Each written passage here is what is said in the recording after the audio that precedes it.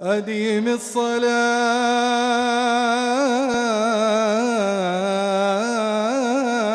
على الحبيب محمد. طيب أديم الصلاة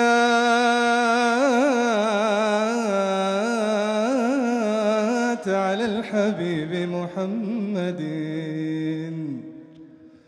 فقبولها حتما بدون تردد. طيب يا طيب. أعمالنا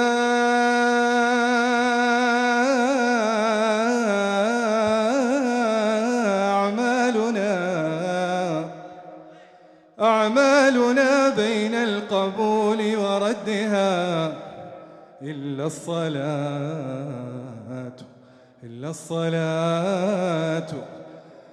الصلاة على الحبيب محمد.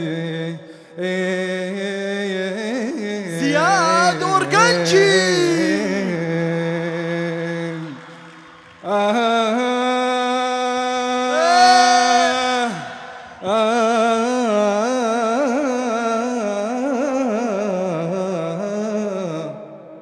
طيب طيب يا طيب. السلام عليكم،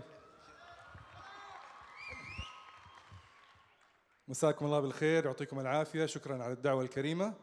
طبعا قبل ما أدخل لكم في سر المجلس أبغى أقول لكم حاجة مهمة. أنا ما جبت معايا اليوم برزنتيشن، ما في عندي سلايدات ولا عرض. جبت معايا سر نجاح رئيسي في حياتي، هي والدتي الله يحفظها الدكتورة شكرية جان، موجودة معانا، تحية لها، شكرا لكم. ووالدي طبعا العزيز وزوجتي العزيزة اللي بتتابعنا برضو أونلاين. طيب أبغى بس أقول لكم فكرة بسيطة. ريادة الأعمال ما بين الفراغ والفكرة. كم واحد هنا عنده مشروع؟ أوكي. قديش أخذكم وقت عشان تفكروا في الفكرة حقت المشروع هذا؟ أحيانا أوقات طويلة، وممكن تطلع الفكرة بسرعة.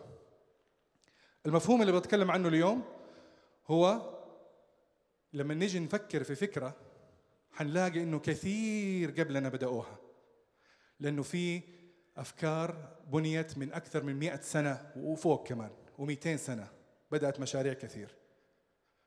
لكن النقطة المهمة اللي بنتكلم فيها هي نقطة الفراغ. إيش يعني نقطة الفراغ؟ يعني أقول لك اليوم لا تقعد تضيع وقتك عشان تجتمعوا وتفكر في فكرة مشروع. أبغى أفكر في فكرة مشروع. لا تعمل الشيء ذا، حتاخذ منك وقت طويل وتخش في دوامات كبيرة. في الأخير قد تعمل مشروع مشابه لمشروع موجود لكن بطريقة مختلفة.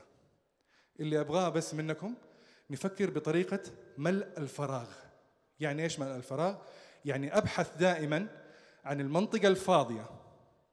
عندي فراغ معين، احتياج معين، فراغ، أكتشف الفراغ أول وبعدين أفكر بالفكرة اللي تعبي هذا الفراغ.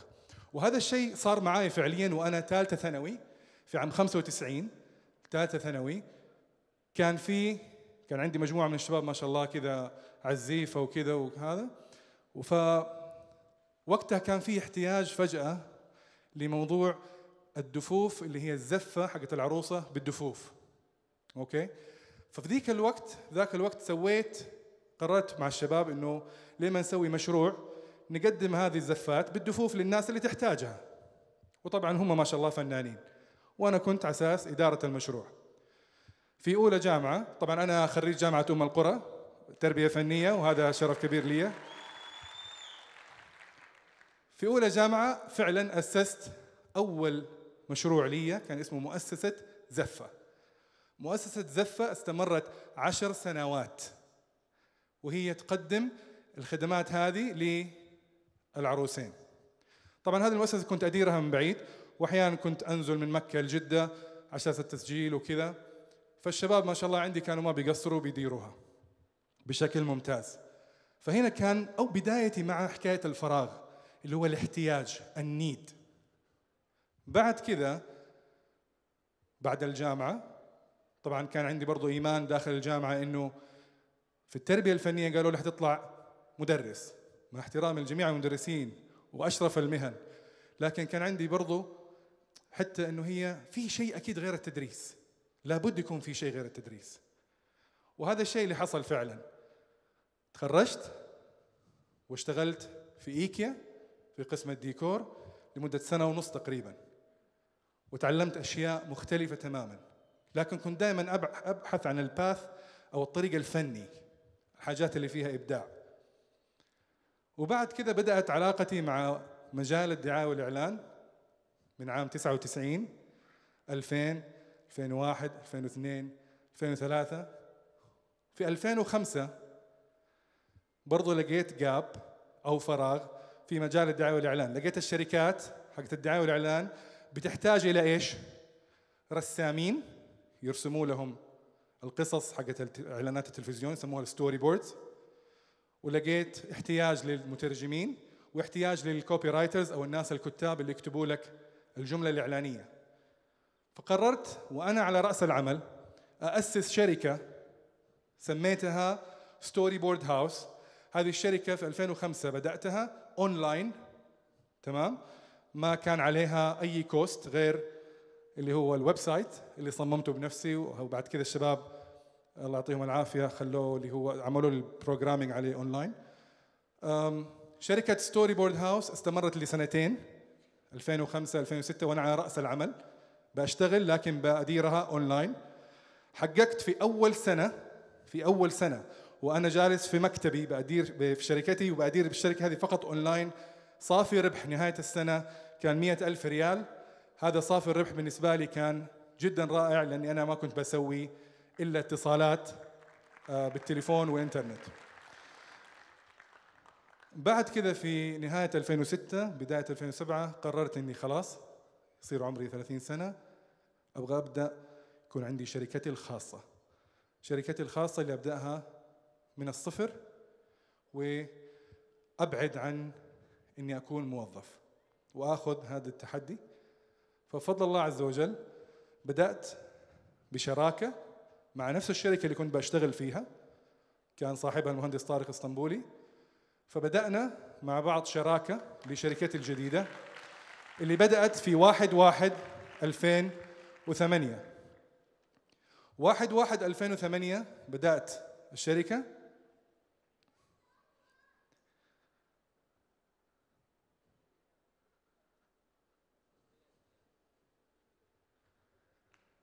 تحية للدكتور.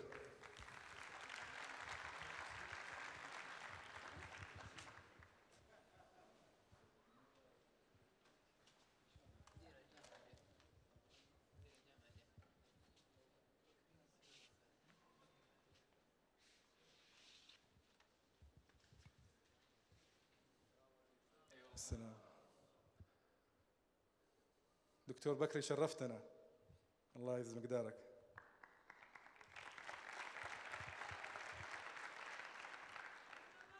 في وقت بدل ضايع صح؟ طيب 1/1/2008 بدأت الشركة اللي كان اسمها إنديزاين. إنديزاين الحمد لله استمرت لفترة طويلة تشتغل على أعمال كبيرة ما هي صغيرة، وبفضل الله عز وجل اليوم إحنا في جدة وفي الرياض وفي لبنان وفي الأردن، وبفضل الله عز وجل أصبحنا من أهم وأكبر الشركات في مجال البراندنج أو صناعة العلامات التجارية أو الإيسام زي ما أنتم عارفين. وطبعا هذا الشيء خلاني برضو أبحث عن موضوع الفراغ في ذا المجال، لأنه ذا المجال ما كان من المجالات الموجودة في السعودية، فبحثت عن هذا الفراغ كمان وعبيته. الشيء اللي بعد كذا حصل هو موضوع كتاب الإيسام اللي يمكن أغلبكم سمع عنه. كان هو فراغ أيضا موجود في العالم العربي كله، إنه ما كان في عندنا منهج بالعربي يشرح يعني إيش بناء العلامات التجارية أو صناعة العلامات التجارية. فالحمد لله بفضل الله وتوفيقه كان كتاب الإيسام اللي أطلقناه في أكتوبر العام الماضي، وبفضل الله أول 3000 نسخة في أول 3 شهور كلها الحمد لله انتهت كبيع لفيرجن وفي جرير، والآن 6000 نسخة الحمد لله الثانية، ولسه العالم العربي كله ما زال بيطلب الكتاب. اللي أبغى أقوله عشان الوقت إنه يا شباب ابحث عن المجال اللي فيه، ابحث عن المجالات بس شوف الفراغ فين، وبعدين فكر في الفكرة عشان تعبي الفراغ هذا. لا تجلس تفكر في فكرة لحالك، إيش ممكن أسوي مشروع. لا تخش في هذا المجال لأنك حتطول، تضيع الوقت على نفسك. ابحث عن الفراغ وعبيه بفكرة، وقتها حتجيك الأفكار كويسة تعبي فيها هذا الفراغ. الشيء اللي أبغى أقوله كمان عشان نختم به، كثير مننا يعني يحس إنه لما يبدأ مشروع يكون متحمس، لكن في حاجة لا ننساها رجاءً في الحماس هذا: العقود. عقد إنشاء الشركات، العقود اللي بنوقع عليها وإحنا ما إحنا عارفين إيش مكتوب فيها. بنقرأ شوية سطور ونعتقد إنه إحنا فاهمين، لكن رجاءً ورجائي الخاص لا توقع على ورقة واحدة بينك وبين شريك إذا ما في محامي يراجع لك اللي مكتوب فيها. ترى كلمة واحدة في العقد، وأنا أقولها، كلمة واحدة في العقد ممكن تكون لها أثر سلبي عليك بعد 5 سنين 6 سنين 7 سنين تكتشفه إنك ما كنت فاهم ووقعت على العقد وإنت ما أنت فاهم. انتبهوا من العقود، حتى لو صرفت فلوس شوية على محامي قبل ما توقع عقد الشراكة بينك وبين أي أحد، وروح خلي المحامي يقول لك إيش اللي لك وإيش اللي عليك وإيش الجوانب اللي ممكن توقع فيها مستقبلا مع العقد اللي أمامك. فهذا شيء جدا مهم. المنغصات اللي ممكن تنغص علينا كريادي أعمال هي الشيء اللي حنشوفه بعد النجاح. تكتشف أنك أنت عملت خطوة خطأ، مثلا بأنك أنت ما اخترت مثلا المكان المناسب، الشريك المناسب. أشياء كثير تحصل بين الشركاء، لا تقولوا في البداية أنكم أنتم أصحاب وعملتوا شركة وبدأتوا، لكن ممكن يصير معك مشاكل كثير على المستقبل. فأبغى كل واحد بس قبل ما يبدأ مشروعه يتأكد تماماً إنه هو فهم العقد اللي أمامه وفهم مشروعه ويعرف كيف يكمل. ختاماً، ابحث عن الفراغ، لا تضيع وقتك في الفكرة، ابحث عن الفراغ ووقتها الفكرة حتجيك، وحتلاقي فعلاً إنه عندنا فراغات كبيرة موجودة اليوم. أقدر أذكر لكم منها 10 بس على الستيج موجودة في السوق اللي موجود عندنا، سوقنا 10 فراغات وفي أكثر. ابحث عن هذا الفراغ اللي تعبيه بفكرة، لا تجلس تفكر لحالك وتحاول تسوي شيء غيرك سواه قبلك. والله يوفق الجميع، وشكرا لكم على الدعوة الكريمة ويعطيكم ألف عافية. السلام عليكم. زياد أورجنجي يعطيك ألف عافية.